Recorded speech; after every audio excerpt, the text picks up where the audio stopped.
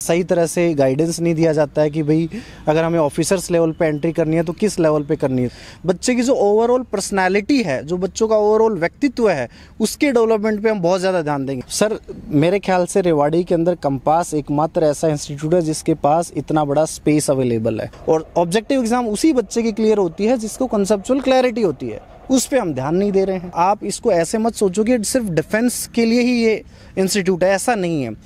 ये school of foundation है। School of foundation के अंदर क्या है कि हम बच्चे को सैनिक एंड मिलिट्री लेवल की प्रिपरेशन कराएंगे, भले ही आप अपने बच्चे को सैनिक स्कूल में नहीं भेजना चाहते। नमस्कार, आप देख रहे हैं रेवाड़ी अपडेट। रेवाड़ी जिला सैनिकों की खान कहा जाता है। सेना में सबसे ज़्यादा जवान रेवाड़ी जिले से भर्ती होते हैं, लेकिन अधिकारी लेवल पर बहुत कम बच्चों का चयन हो पाता है और उसका सबसे बड़ा कारण ये देखा गया है कि दक्षिण हरियाणा में बच्चों को प्रॉपर मार्गदर्शन नहीं मिल पाता है। कोई ऐसा संस्थान नहीं है जो प्रॉपर अच्छी तरीके से तैयारी कराता हो। तो इसी कड़ी में हम आज कंपास संस्थान में पहुंचे हैं। सचिन सर हमारे साथ में हैं जिन्होंने कंपास की शुरुआत की है। उनसे जानेंगे कि किस सोच के साथ कंपास की शुरुआत की है और इसके पीछे पूरा मकसद क्या है। सर स्वागत है आपका रेवाड़ी अपडेट पे। और कंपास के बारे में सर बताइए कि कंपास का क्या मेन मोटो है। Thank you sir. सबसे पहले पवन जी आपका बहुत बहुत धन्यवाद कि आपने इसको थोड़ा सा कवर किया, इस इवेंट को। आपने जो एक सबसे जो रेलिवेंट इशू आपने उठाया है वो इशू ये है कि अपने रेवाड़ी के अंदर बहुत सारे लोग, मेरे ख्याल से हरियाणा के अंदर नंबर 1 डिस्ट्रिक्ट है अगर हम सैनिकों की बात करें तो, लेकिन अगर हम ऑफिसर्स लेवल पे एंट्री की बात करें तो यहाँ पर सेलेक्ट होने वाले बच्चों की संख्या बहुत ही कम है। और एक सीधा सा कारण ये है कि बच्चों को पर्याप्त तरीके से या सही तरह से गाइडेंस नहीं दिया जाता है कि भाई अगर हमें ऑफिसर्स लेवल पर एंट्री करनी है तो किस लेवल पर करनी है। नॉर्मली बच्चा सोचता है कि 12th के साथ मैं एनडीए की तैयारी करूँगा, written exam most of the students के क्लियर हो जाते हैं, बट मोस्ट ऑफ द बच्चों को जो प्रॉब्लम आती है वो आती है एसएसबी के अंदर। और एसएसबी की प्रिपरेशन ऐसे नहीं कि हम 10 दिन 15 दिन या 20 दिन में हम प्रिपरेशन कर सकते हैं। एसएसबी की प्रिपरेशन के लिए बच्चे के अंदर जो ट्रेड्स, ऑफिसर ट्रेड्स होते हैं वो उसके अंदर इनहेरिटेड होने चाहिए, वो उसके अंदर इनबिल्ट होने चाहिए। उनको हम धीरे धीरे करके नर्चर कर सकते हैं। तो उसी कॉन्सेप्ट को ध्यान में रख के हमने यहाँ पे रेवाड़ी में कंपास नाम से इंस्टीट्यूट स्टार्ट करा है, कंपास स्कूल ऑफ फाउंडेशन के नाम से। इसके अंदर क्या है कि हम बच्चों जो 4th से 8th क्लास के जो स्टूडेंट्स हैं उनके हम बेसिक्स पे ध्यान देंगे और एकेडमिकली तो इम्प्रूवमेंट बच्चे के अंदर बहुत ज़्यादा होगा। उसके साथ साथ बच्चे की जो ओवरऑल पर्सनालिटी है, जो बच्चों का ओवरऑल व्यक्तित्व है, उसके डेवलपमेंट पे हम बहुत ज़्यादा ध्यान देंगे। आज हम देखते हैं सर बच्चों को, अगर हम स्कूलिंग लेवल का कोई बच्चा है एकेडमिक रूप से बहुत स्ट्रांग होता है, लेकिन अगर उसको स्टेज पे खड़ा कर दिया जाए या फिर उससे किसी ऐसे इंटरव्यू के लिए बच्चे को लेके जाया जाए जहाँ पे बच्चा अपनी ओपिनियन उतने अच्छे से नहीं रख पाता है। और उसका सीधा सा कारण है कि हम बच्चों को थोड़ा सा क्रैमिंग की तरफ ज़्यादा ध्यान देते हैं, मेमोराइजेशन की तरफ ज़्यादा ध्यान देते हैं, हम बच्चों की ओवरऑल पर्सनैलिटी पे ध्यान नहीं देते हैं। इसीलिए हमने इसी कॉन्सेप्ट के साथ यहाँ पे हमने इंस्टीट्यूट स्टार्ट करा है कि बच्चों को एकेडमिक भी अच्छा हो, उसके साथ साथ बच्चे की ओवरऑल पर्सनैलिटी डेवलप हो। एक सर जो हम वीडियो में शुरुआत में बातचीत कर रहे हैं कि सेना में सबसे ज़्यादा जवान यहाँ से भर्ती होते हैं झुंझुनू से और रेवाड़ी जिले से, लेकिन जो ऑफिसर्स हैं उनकी संख्या कम रह जाती है। तो क्या लगता है आपको, क्या कारण इसके पीछे? सर उसके पीछे कारण यही है कि जो ऑफिसर ट्रेड्स जिनकी मैं बात कर रहा हूँ, देखो जब एनडीए में एसएसबी होता है, सर्विस सिलेक्शन बोर्ड होता है, जहाँ 5 दिन बच्चों का इंटरव्यू चलता है। उस इंटरव्यू के अंदर बच्चे के सुबह उठने से लेकर रात के सोने तक हर एक एक्टिविटी को मॉनिटर किया जाता है कि बच्चा चलता कैसे है, बच्चा खाना कैसे खाता है, बच्चा अपने साथ वालों के साथ किस तरह से बिहेव करता है, ग्रुप एक्टिविटीज़ में किस तरह से पार्टिसिपेट करता है, मतलब ईच एंड एवरी एक्टिविटी को मॉनिटर करते हैं।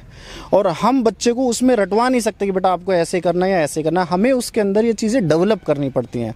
अगर बच्चा जितनी अर्ली स्टेज में ऑफिसर ट्रेड्स को लेकर अवेयर हो जाएगा तो धीरे धीरे उसकी पर्सनालिटी खुद इस तरह से डेवलप हो जाती है कि उसको फर्दर और किसी ट्रेनिंग की आवश्यकता नहीं होती है। जैसे मैं एग्जांपल के लिए बात करूं, एसएसबी का जो फर्स्ट राउंड होता है उसमें एक स्क्रीनिंग राउंड रहता है। उस स्क्रीनिंग राउंड में लगभग हर एक बैच के अंदर लगभग 500 के आसपास स्टूडेंट्स को बुलाते हैं और उसमें से लगभग 450 बच्चों को पहले दिन ही बाहर निकाल दिया जाता है। उसके अंदर एक स्क्रीनिंग टेस्ट होता है जिसमें हमें ये बताना होता है एक पिक्चर देख के कि इसके पीछे की स्टोरी क्या रही होगी, मतलब बच्चों की इमेजिनेशन देखी जाती है। क्योंकि ऑफिसर बनता है उसका माइंडसेट इस तरह से होना चाहिए कि वर्स्ट से वर्स्ट सिचुएशन के अंदर भी वो पॉजिटिव सोच सके। तो बच्चों में वो डेवलपमेंट पे कोई ध्यान ही नहीं देता है। तो अगर हम उस तरह की एक्टिविटीज़ बच्चों को यहीं पे बिगिनिंग से कराएं तो बच्चों का माइंडसेट, बच्चों का जो दिमाग है, बच्चों की जो पर्सनैलिटी है वो उसी तरह से डेवलप हो सकती है। कंपास में सर किस तरह से पूरा दिनचर्या रहेगी बच्चों की, और क्या किस किस तरह की सुविधा यहाँ पे दी गई है? जैसा आप बता रहे हैं कि पहली बार इस तरह से एक स्पेस बच्चों के लिए है जो तैयारी करेंगे सेना में अधिकारी के लिए। बिल्कुल बिल्कुल सर, मेरे ख्याल से रेवाड़ी के अंदर कंपास एकमात्र ऐसा इंस्टीट्यूट है जिसके पास इतना बड़ा स्पेस अवेलेबल है। स्पेस में जैसे बच्चों की एकेडमिक ग्रोथ तो है ही है, मैं ये नहीं कह रहा कि हम सिर्फ सैनिक स्कूल या मिलिट्री स्कूल की प्रिपरेशन कराएंगे, बल्कि मान लो बच्चा किसी भी फाउंडेशन की तैयारी करे, बाद में मान लो बच्चों को यूपीएससी की प्रिपरेशन करनी है, आईएएस की तैयारी करनी है, बच्चे को आईआईटी में जाना है या बच्चे को मेडिकल में जाना है, तो क्या होगा कि बच्चे को बेसिक्स पे यहाँ पे बहुत ज़्यादा ध्यान दिया जाता है। और बेसिक्स के साथ साथ यहाँ पर बच्चों की ओवरऑल पर्सनैलिटी के लिए स्पोर्ट्स की बहुत अच्छी फैसिलिटी आप देख सकते हैं। यहाँ पे फुटबॉल का ग्राउंड है, क्रिकेट का ग्राउंड है, बैडमिंटन, वॉलीबॉल, हर तरह के स्पोर्ट्स की यहाँ पे एक अच्छी व्यवस्था की गई है। आपने एक सवाल पूछा था कि सर आपको ये कंपास क्यों स्टार्ट करना पड़ा। मैं आपको एग्जांपल बताता हूँ, क्योंकि आपको जानते हैं अपना स्केल करियर इंस्टीट्यूट है जी। जो आईआईटी और नीट के अंदर बहुत ज़बरदस्त रिजल्ट दे रहा है। हमारे पास बच्चे जब 9th क्लास में आते हैं तो हमने एक चीज़ ऑब्जर्व की कि सर उन बच्चों का जो 8th के बाद जो लेवल होना चाहिए, जो उनका एकेडमिक लेवल होना चाहिए, बच्चों को वो लेवल हो ही नहीं पाता है, क्योंकि स्कूलिंग में most of the time memorisation पे ज़्यादा ध्यान देते हैं। तो हमने सोचा क्यों ना बच्चों को राइट फ्रॉम द बिगिनिंग, ताकि उन बच्चों पे बाद में जाके स्ट्रेस ना आए, राइट फ्रॉम द बिगिनिंग हम बच्चों को इसी तरह से ढालें कि बच्चे रटने की बजाय समझने पे ज़्यादा ध्यान दें, कॉन्सेप्चुअल लर्निंग पे बच्चे ज़्यादा ध्यान दें। अगर हम स्टार्टिंग से ही बच्चों को इस तरह से प्रिपेयर करेंगे तो उन पे कभी स्ट्रेस नहीं आएगा। आज हम देखते हैं कि बहुत सारे केसेस आते हैं जहाँ पे बच्चा स्ट्रेस की वजह से कुछ ऐसे अनवांटेड स्टेप्स ले लेता है जो रिक्वायर्ड नहीं होते हैं। तो बच्चा स्ट्रेस फ्री एनवायरनमेंट में जब अच्छे से प्रिपरेशन करता है तो उसका माइंडसेट ऑटोमेटिकली उसी तरह से डेवलप हो जाता है। अभी स्केल का मैं जिक्र करने वाला था, लेकिन उससे पहले आपने कर दिया। किस तरह की चीज़ें आप महसूस करते हैं, क्योंकि जब 10th में 11th में आपके पास बच्चा जाता है तो कहीं ना कहीं एक बेस देखा जाता है कि उनका बेस कैसा रहता है। सर 9th में जब हम एक एडमिशन टेस्ट लेते हैं, उस एडमिशन टेस्ट के अंदर हम देखते हैं कि बहुत सारे स्टूडेंट, उनको बेसिक्स ही क्लियर नहीं है। अगर आप उनसे लंबे सवाल पूछोगे वो आराम से याद करके फटाफट आंसर दे देते हैं, बट उनको हल्का सा राइट लेफ्ट, हल्का सा ऊपर नीचे घुमा दें, बच्चे घूम जाते हैं। उसका सीधा सा कारण है कि आजकल पेरेंट्स भी मान लो थोड़े से जागरूक हो रहे हैं, बट अभी भी बहुत सारे ओल्ड प्रिंसिपल पे काम करने वाले पेरेंट्स हैं। उनकी ये सोच है कि बच्चे के 95% आ रहे हैं, मतलब मेरा बच्चा बहुत अच्छी प्रिपरेशन कर रहा है। वो ये नहीं देखते कि हो क्या रहा है, 95% किस में से आ रहे हैं उसके। हम क्या करते हैं स्कूलिंग सिस्टम के अंदर, एक बार बच्चे को आज हमने कुछ पढ़ाया, पढ़ाने के बाद अगले दिन बच्चे को याद करने के लिए दे दिया जाता है। 2 दिन बाद जो याद करा बच्चे का, उसी का टेस्ट ले लिया जाता है। तो बच्चे का ब्रेन कहाँ डेवलप हुआ? वो तो सिंपली उसने क्या कर लिया, चीज़ों को मेमोराइज कर लिया। इवेंचुअली 2 दिन, 4 दिन, 5 दिन, 10 दिन के बाद बच्चा वो भूल जाएगा। आज जितने भी कॉम्पिटिटिव एग्जाम्स हो रही हैं वो सारी ऑब्जेक्टिव हैं, and objective exams are much tougher than subjective exams. और ऑब्जेक्टिव एग्जाम उसी बच्चे की क्लियर होती है जिसको कंसेप्चुअल क्लैरिटी होती है, उस पर हम ध्यान नहीं दे रहे हैं। इसीलिए हमने कॉन्सेप्ट लेके आए कि क्यों ना बच्चों को right from the beginning subjective तो प्रिपरेशन दे ही दें, उसके साथ साथ बच्चों को थोड़ा थोड़ा ऑब्जेक्टिव का एक्सपोजर भी देना स्टार्ट करें। इसीलिए हमने इस कंपास को स्टार्ट किया है। कंपास किस तरह से काम करेगा, जैसा कि मैंने पूछा, और साथ में एडमिशन का क्या प्रोसेस रहेगा, पूरी दिनचर्या क्या रहेगी बच्चों की अगर बच्चा यहाँ आता है तो? जी मैं आपको बताता हूँ सर। सबसे पहले एडमिशन प्रोसेस की बात करें तो पहले एक हम एडमिशन टेस्ट कंडक्ट कराते हैं। हम ये देखते हैं कि बच्चा जिसका हम एडमिशन ले रहे हैं क्या उसके अंदर कैपेबिलिटी है। जस्ट इन केस अगर कैपेबिलिटीज़ नहीं भी हैं तो क्या हम उसके अंदर डेवलप कर सकते हैं, क्या बच्चे का इंटरेस्ट है उस चीज़ के अंदर। तो एक एडमिशन टेस्ट होता है। उसके बाद में जब बच्चे की यहाँ क्लासेस वगैरह स्टार्ट होने वाली है, अभी 10 अप्रैल से क्लासेस का जो शेड्यूल रहेगा उसमें ये रहेगा कि जो फर्स्ट आवर होगा वो हमारा स्पोर्ट्स आवर होगा। होता क्या है कि जो 4th से 8th का बच्चा होता है उसके अंदर बहुत ज़्यादा एनर्जी होती है, और नॉर्मली क्या होता है हम फर्स्ट क्लास में बच्चे को क्लास में बिठा के पढ़ाना स्टार्ट कर देते हैं, तो बच्चे का जो एनर्जी है उसका कोई यूटिलाइजेशन नहीं होता है। मेरा ये पर्सनली मानना है कि 4th से 8th क्लास के सेगमेंट के स्टूडेंट का अगर फर्स्ट क्लास स्पोर्ट्स की करा दी जाए तो उससे बहुत पॉजिटिव चेंजेस आएंगे।